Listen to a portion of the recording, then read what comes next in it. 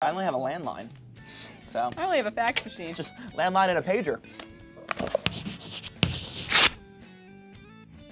What's your view on like the late night call or text type vibe? Okay, so this is a big thing, I think.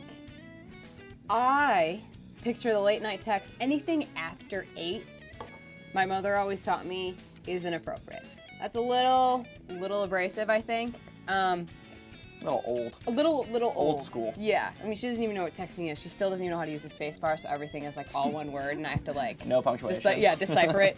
But I think anything that's like super late, like 10:30, 11, and clearly the day is over, and the guy texts you like, "Hey, what are you doing?" Smiley face.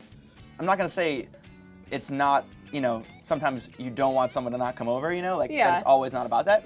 But at the same time, like sometimes But a lot of times you guys have an ulterior motive. yeah, but you can't judge that just from the, hey, what are you doing?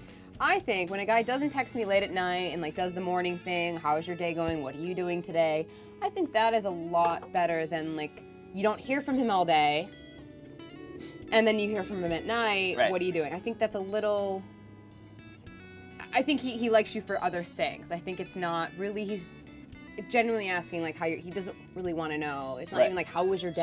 So if he's putting in the know? work during the day in the morning, Yeah, it's not always a bad thing that he's like, hey, like what are you up to? Totally. Like what are you doing? Yeah. I know sometimes when I'm traveling, like I'll forget what time zone it is, and so Yeah. like sometimes I'll hit girls up way late.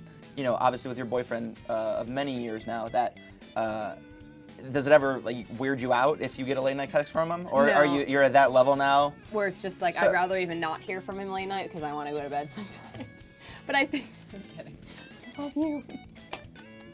But no, we've gotten to the point now, I think females as a strong person, you shouldn't care if the guy doesn't text you all day. And I think my luck with guys and finding someone that is really genuine and awesome is, don't care if the guy doesn't hit you up all day. Everyone has lives, everyone has jobs and Right. things to do. Guys like you, that's such a turnoff when you're so needy with texting and Right. calling, really. Because it can also be like it's something that if you remove yourself kind of from the situation and look at it from like almost like an aerial view, like maybe he didn't text you back because like he's in a meeting, or like Yeah. maybe he's at lunch with his mom or Yeah. something. You tell him to be off his phone all the time when you're together, but then when you're not with him, you want him to be on his phone all Right, the time. right. It's just like, give the guy a break. So I feel like this is it's pretty, what we talked about, it's kind of high school, and it can be used into, college and, obviously Yeah.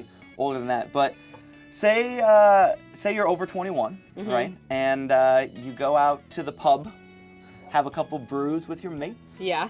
And, say you text this girl that you're kind of into, or this friend that all of a sudden you feel that you're into because of the soda, how many sodas you've consumed that evening. What do you do the next morning? Like, how do you damage control that?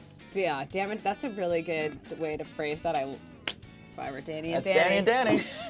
The damage control, I think, of the night prior, say if a guy texts you and he texts some, things that aren't in his character, I think the next morning you just kind of play it cool, maybe make a couple jokes and stabs at like how funny he was or what he was saying. But I think you really shouldn't give in to things like that a guy's texting you, say he's saying all this stuff that's a little out of character. Don't read too much into it. Everyone's human.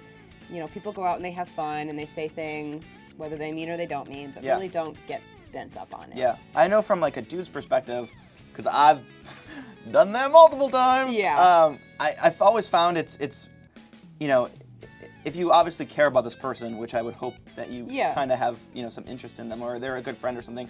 I've always found it's best to just hit it head on. Yeah. And be like, hey, like about last night, really sorry about that, like blah Yeah. blah blah blah blah. I mean, if you did say some things that you shouldn't have or something, Apologize. yeah, and think about how you can fix it.